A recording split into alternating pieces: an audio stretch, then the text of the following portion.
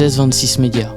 Apprendre, Transmettre. et construire. Bonjour, c'est Guyon Kathleen pour 1626 Médias. On se retrouve aujourd'hui pour la journée d'information sur le don d'organes et de tissus lédotistes.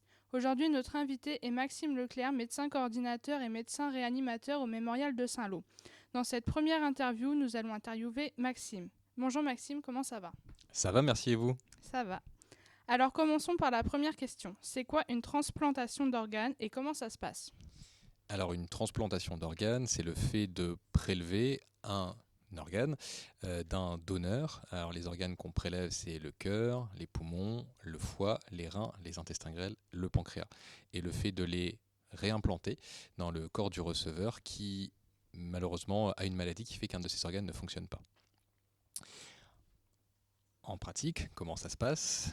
Donc, lorsque la situation de mort encéphalique, dont on va parler un petit peu après, se présente, le patient descend au bloc opératoire, il y a une incision qui est faite, puis les organes sont prélevés les uns après les autres, d'abord le cœur, les poumons, puis le foie et enfin les reins. Puis ils sont mis dans ce qu'on appelle un liquide de conservation et ils sont transportés dans l'hôpital où aura lieu la greffe. D'accord. C'est quoi justement les risques pour une personne transplantée ?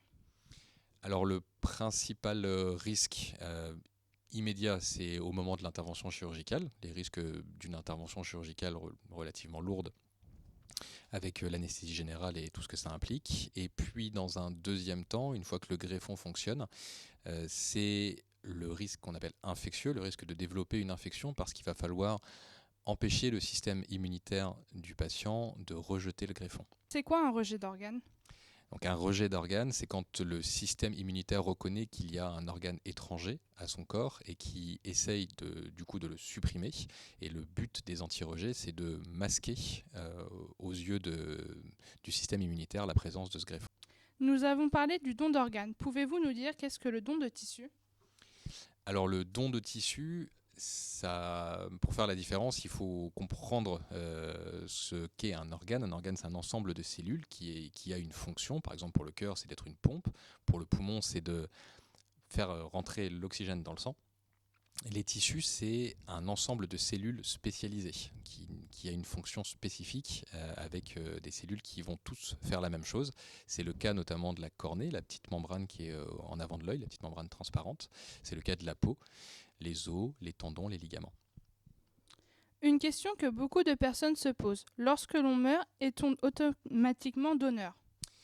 Alors, il faut faire la distinction entre la mort à cœur battant et la mort à cœur arrêté. La plupart des gens meurent ce qu'on appelle à cœur arrêté, mais dans certains cas très particuliers, notamment dans les AVC hémorragiques, le cerveau ne fonctionne plus, mais les autres organes continuent de fonctionner. C'est ce qu'on appelle la mort à cœur battant, et dans ces cas-là, on peut effectivement être donneur d'organes. Selon la loi française, on est tous donneurs d'organes, mais on peut s'opposer au prélèvement d'organes si on est contre.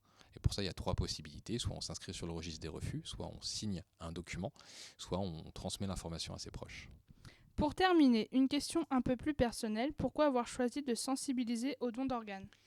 Parce que justement, la plupart des gens ne savent pas que peut, dans certaines situations très rares, y avoir un don d'organes, et donc du coup ils n'en parlent pas à leurs proches parce qu'ils pensent qu'ils ne sont pas concernés, parce qu'ils se sentent trop vieux, parce qu'ils ne veulent pas aborder la mort, et lorsque la situation se présente, les gens n'en ont pas parlé et c'est difficile pour les proches de savoir ce que la personne malade aurait voulu. Donc dans sensibiliser, ça oblige les gens à en parler, et lorsque la situation se présente, on peut plus sereinement avoir la volonté du défunt. Je vous remercie de nous avoir donné du temps pour répondre à nos questions et d'avoir participé à cette interview. Nous retrouvons maintenant vos collègues Marie-Vonne Ibrahim, Gwenaëlle Gibaud et Charlotte Pessin, infirmières au Mémorial de Saint-Lô pour une seconde interview.